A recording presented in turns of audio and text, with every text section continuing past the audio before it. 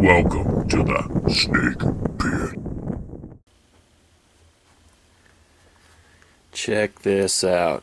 My latest Goodwill score. STRATEGO Board Game. This one is an older edition. This is the edition I grew up on. My older brother has. I think he still has his original board. If you have not played this, I highly recommend getting one of the older versions like this because they changed the numbering system to where it doesn't make sense to me, at least. This is a classic game, or excuse me, the classic game of battlefield strategy. Milton Bradley, 10 to adult, but I think I started playing this I was about that age, maybe a little younger actually. This is one of my favorite games here. Let me get the board out. This board has been used, but the main thing is it has all its pieces. Of course, I'm going to restack all these in order because I don't like it when they're stored in there sloppily. Alright, and here's the board here.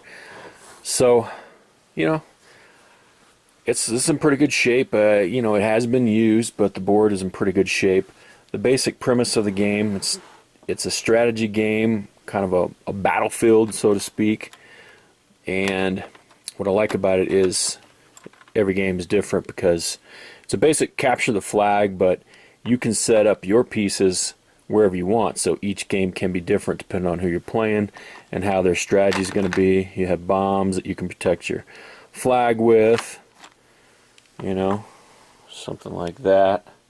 And there's other strategies which I won't divulge because I have not lost a game of Stratego in so long I can't hardly remember, not to toot my own horn, but I'm going to.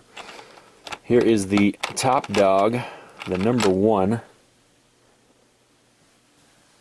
And you can see here, so here's your rank structure. You have your number 1, there's one of him, he's in command of the whole thing.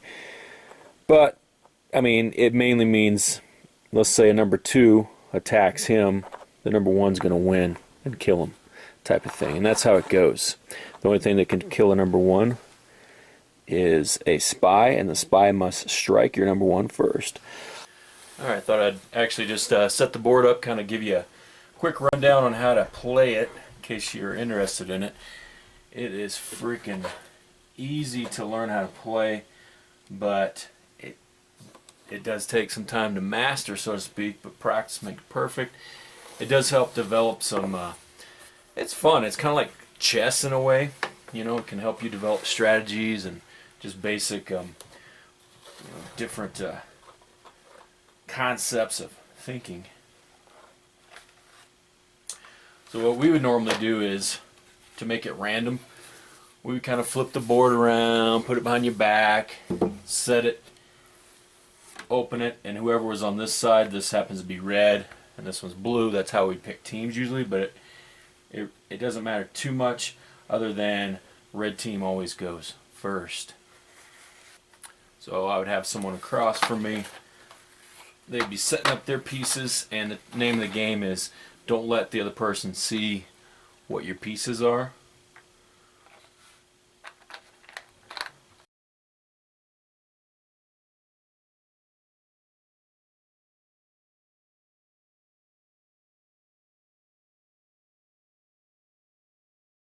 Alright, and the other player sets up their pieces.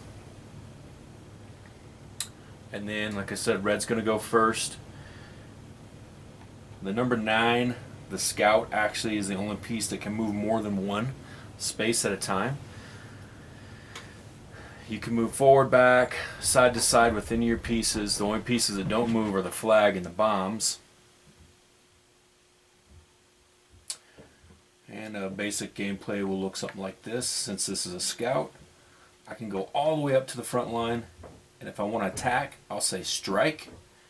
At that time, the other opponent has to reveal what his piece is. In this case, it's a bomb.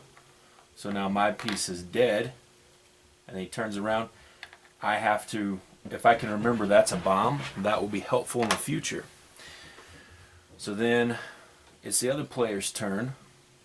They might move one up. I can move one up. And so forth. And the game just progresses until you can capture the person's flag or eliminate all their pieces that can move. Then you win by default. So, let me get you up close with the board. Alright, so here's a player's perspective, the red team here. So you can see you cannot see any of the other players' pieces. So you won't know what they are until it's revealed in an attack, which is called a strike. You know, so if they strike you, they'll reveal what their piece is. You tell them what your piece is, and so forth. Now there is a version of the rules where the attacking player, they'll initiate a strike. You tell them, you show them what your piece is. If their piece is, you know, more powerful, they don't have to tell you what their piece is. They can just take yours. That makes it even more challenging. We always played where both parties revealed what was what. So you either got to capture the flag, the other opponent's flag, or eliminate all their pieces that can move, and you win by default. This is the 1986 version of the board. I do have some older ones. I think my earliest one is, I think it's from the late 50s or early 60s. I have to check the copyright on it, but it's the pieces, similar structure, but the castle shape's a little different here. But let me know if you're interested in seeing some of my older boards and such. This is a great game. Again, I recommend getting the older version of it because the pieces are numbered the way I grew up with. So that's just me. Let me know what you think. Boom.